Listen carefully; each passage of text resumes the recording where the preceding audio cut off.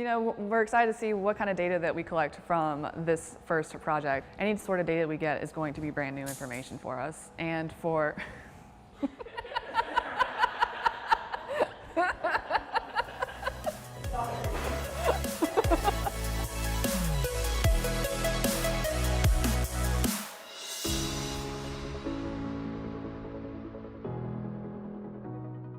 Three, 2, 1, and 0. And a liftoff of the Falcon 9 rocket and the Dragon spacecraft, packed with science and supplies for the International Space Station, humanity's home in low Earth orbit. So we were originally scheduled to be on SpaceX 14, but about a week before launch, our project got canceled from that launch because of some issues with the controlled environment. Science in space can be complex, and no matter how meticulously things are planned and executed, sometimes those complexities get in the way of launching on time. When equipment used to house the experiment didn't look perfect for a final pre-flight test, there was no choice but to push it to a later flight to ensure mission success. As a first-time investigator, that was, it wasn't devastating, it was just sad that we weren't going to be able to launch because up to that point, it had taken us about 2 years to get there. Ultimately, it gave us about 6 months more time to reevaluate that controlled system and do some more groundwork to prepare for the launch in December of 2018 on SpaceX 16. After the setback of being moved to a later launch, our team of scientists now has only days left before their experiment will be loaded into a SpaceX Dragon capsule that will carry it to the International Space Station.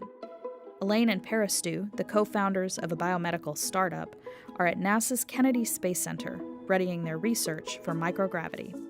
Since this is our first project that's launching to station, this is also our first time working at the Kennedy Space Center.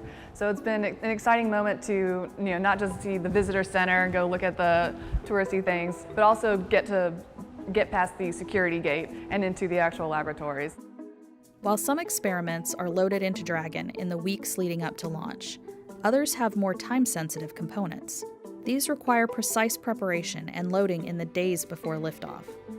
For those scientists, laboratories at the Kennedy Space Center that are a part of the Space Station Processing Facility, or SSPF, become a home away from home. Here, they can carry out the critical last steps of preparing their experiments for delivery to the space station. So we got here on a Thursday, and it's currently Sunday. Put in a big day yesterday filling up these wells with gel solution and getting ready for handover at 7:30 a.m. on Monday, ahead of launch on Tuesday afternoon. Once you arrive here, you kind of get into this other time. It's this weird little time bubble where everything is now L-based and L being launched, and it's L minus 72, L minus 48, L minus 24, and it's just building up to the actual launch time. With those precious remaining hours, the team is prepping their microplates for microgravity. Microplates are also used in labs on Earth, but these were specially designed to be self-contained. My role on the project was to design the actual microplate themselves. The challenge on orbit, though, is that generally fluid experiments have to be conducted in the glove box, and the glove box is very time limited. It's very crew intensive. So we've designed this self-contained microplate that can be operated outside of the glove box. It has all of the containment to keep the fluids inside. So we have loaded these wells with hydrogels that they were carrying drugs, and we want to actually look at the effect of microgravity and how the release of the drug is affected when we send it to the space station. So the concern that we have is that if we have bubbles that are in the wells, it may be difficult for the plate reader to be able to read the amount correctly. So we are being very careful with how we are loading the waters.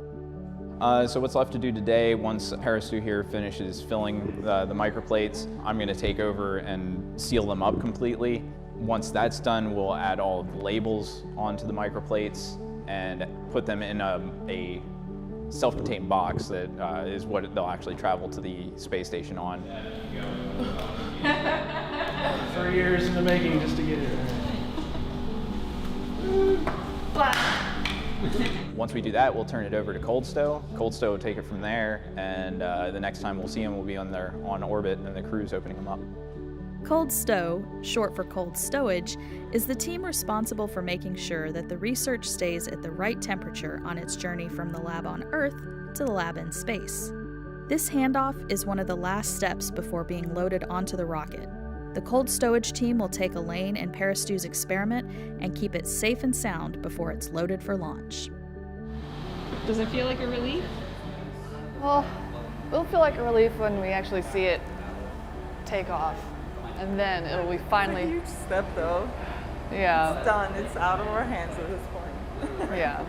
It'll be officially out of our hands when it leaves the Earth's surface. So that'll be the moment that we're finally done. Until we get data, and then we get to process it. That's just the beginning, actually. So what'll happen now is, now that we've handed them over to NASA, NASA will deliver, they're on their way right now out to Dragon to be loaded. And the launch hopefully will happen tomorrow at 1338. I've been involved since the very beginning, which is approximately about 3 years ago. It's been a long road, but like everything, it's a lot of work. It's worth it. And we're excited to help Timpanogos get some data for this project. Overall, we're going to get a lot of data from just this one project and those two experiments that are going to inform a lot of different things for us. All